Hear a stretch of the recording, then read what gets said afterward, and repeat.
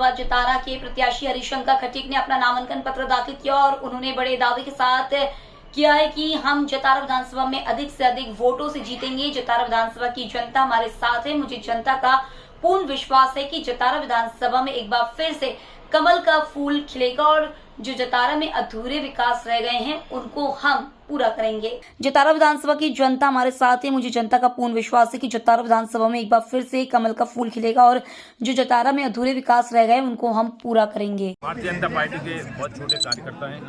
सबसे पहले तो शीर्ष नेतृत्व का और मध्य प्रदेश के मुख्यमंत्री शिवराज सिंह चौहान जी का, प्रदेश अध्यक्ष बी डी शर्मा जी का, नित्यानंद जी भाई साहब का, उनका बहुत बहुत हम आभार व्यक्त करते हैं कि हमें भारतीय जनता पार्टी ने 5वीं बार एक सम्मान के रूप में हमें अपना सम्मान दिया। अब जनता का सहारा, जनता का आशीर्वाद, भारतीय जनता पार्टी के कार्यकर्ताओं की मेहनत के आधार पर हम कह सकते हैं कि हमारे केंद्र सरकार की योजनाएं हैं, प्रदेश सरकार की योजनाएं हैं, उन योजनाओं के माध्यम से हमारे भारतीय जनता पार्टी के कार्यकर्ताओं ने जो वास्तविक रूप से पात्र व्यक्ति हैं उनको शासन योजना का लाभ दिलाने का काम किया, माताओं बहनों को भी लाभ दिलाने का काम किया। इसके साथ साथ जो हमारे जतारा विधानसभा क्षेत्र के साथ साथ पूरे प्रदेश का विकास हुआ है। हम ये कह सकते हैं कि पूरे मध्य प्रदेश में भारतीय जनता पार्टी का कमल खिलेगा और जनता का आशीर्वाद जीतेगा। भारतीय जनता पार्टी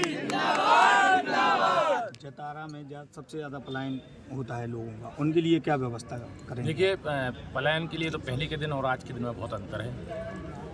भारतीय जनता पार्टी की सरकार ने और हमारे सब कार्यकर्ता साथी भाइयों की मांग के आधार पर, जनता की मांग के आधार पर दसा नदी पर बांध, सुजारा बांध हम लोगों ने स्वीकृत कराया। उसमें 183 गांव के किसानों को जो पानी देने का लक्ष्य था, उसमें लगभग 177-78 गांव में पानी पहुंचने भी लगा है। 75,000 हेक्टेयर भूमि सिंचित करना थी, लगभग 70,000 हेक्टेयर भूमि सिंचित होने लगी है। इसलिए अब किसान पलायन नहीं करेंगे बल्कि यहीं अच्छे से अच्छी खेती करेंगे। और उनके खेतों में इस समय जो मूंगफली हुई है, हम गांव-गांव में जा रहे हैं, 10-10, 20-20 ट्रॉली नहीं, 50-50 ट्रॉली भी मूंगफली, 50-50 क्विंटल, 100-100 क्विंटल भी मूंगफली उनके खेतों से निकल रही है।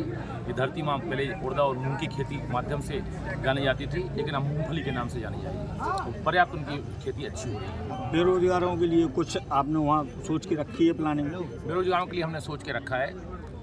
वास्तव में हमारे मध्य प्रदेश के मुख्यमंत्री शिवराज सिंह चौहान जी ने सीखो कमाओ योजना वो भी चलाई। उसके आधार पर लोगों को रोजगार मिलने लगा है। उनका प्रशिक्षण भी हो रहा है और प्रशिक्षण के साथ साथ उनको पैसा मिलने का काम भी जारी है। दूसरा, मध्य प्रदेश के मुख्यमंत्री शिवराज सिंह चौहान जी को भी हम धन्यवाद देना चाहते हैं कि शिक्षकों की भर्ती हुई और शिक्षकों की भर्ती में जो व्यक्ति पात्र व्यक्ति रहे उनका चयन हुआ।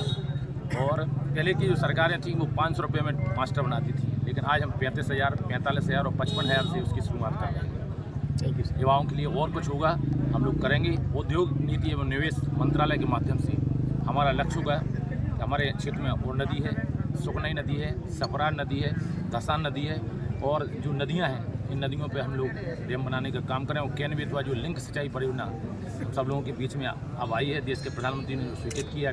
माननीय अटल बिहारी वाजपेयी का जो सपना था, बहन उमा भारती जी का जो सपना था, डॉक्टर वीरेंद्र कुमार जी के प्रयास से, मध्य प्रदेश के मुख्यमंत्री शिवराज सिंह चौहान जी के प्रयास से, योगी आदित्यनाथ जी के प्रयास से केन बेतवा लिंक सिंचाई परियोजना हमारे टीकमगढ़ जिले के लिए मिली।